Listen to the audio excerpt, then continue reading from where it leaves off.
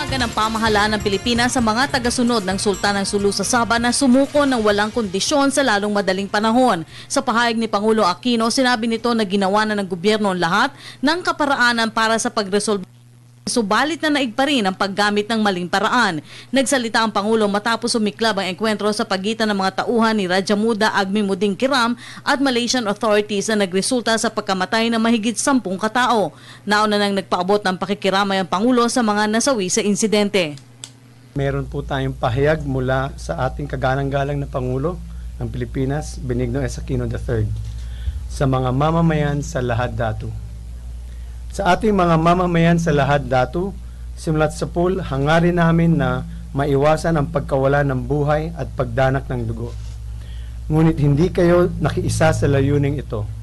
Dahil sa paraang pinili ninyo, nangyari na ang iniiwasan. Kung may hinaing kayo, mali ang paraan ng pinili ninyo. Ang makatwiran at kaisa-isang ninyong dapat gawin ay sumuko na. Sa inyong may impluensya at may kakayahang makiusap sa kanila, pakiabot ang mensaheng ito. Sumuko na kayo ng walang kondisyon. Mismong si Pangulo Aquino anyang nakatutok sa mga kaganapan sa Sabah. Kinumpirma naman ni Secretary to the Cabinet Almendras na matagal nang may nakikipag-usap sa Sultan ng Sulu na miyembro ng gabinete para talakayin ang claim sa Sabah. February 14, the National Security Cluster was called. February 17 was a Sunday. The President called a meeting in Pangarap. We were there from early afternoon to evening, as a matter of fact. Ang sinasabing arrogance po, saan po nanggaling? Doon bubaba sa statement ng Pangulo. Kailan po ba sinabi ng Pangulo yon?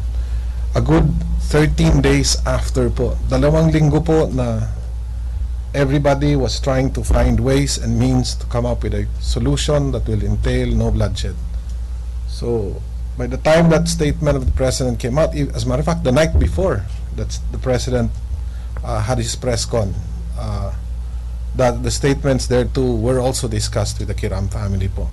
Binigyan din pa ng palaso na walang anti-Muslim sa Aquino administration. Binigyang paggalang anya ng gobyerno ang usapin sa pamagitan ng pagpapadala ng mga Muslim rin para makipag-usap sa pamilya Kiram. There is no one in this cabinet who is anti-Muslim. We are all concerned for the Filipinos.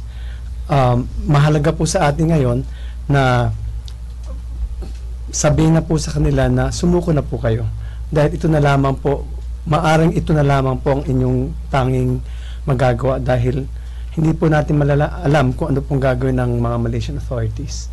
Nangyari kahapon at meron nung namatay rin po sa side po ng mga Malaysians. So hindi po natin alam anong klaseng action ang gagawin nila.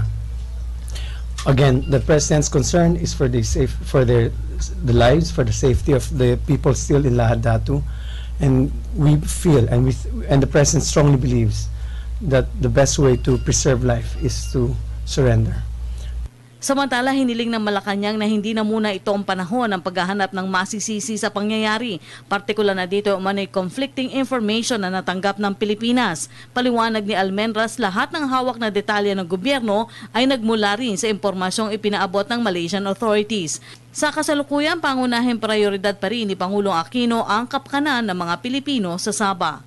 The idea is na every possible means was done. All options were done.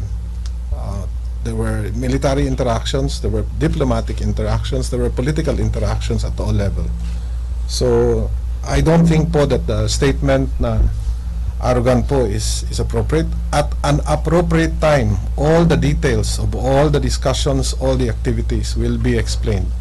Right now, that's not important. Ang pinaka-importante po ngayon, may nangyari, and we're trying to save as much lives as we can. Para sa Telebisyon ng Bayan, Rocky Ignacio.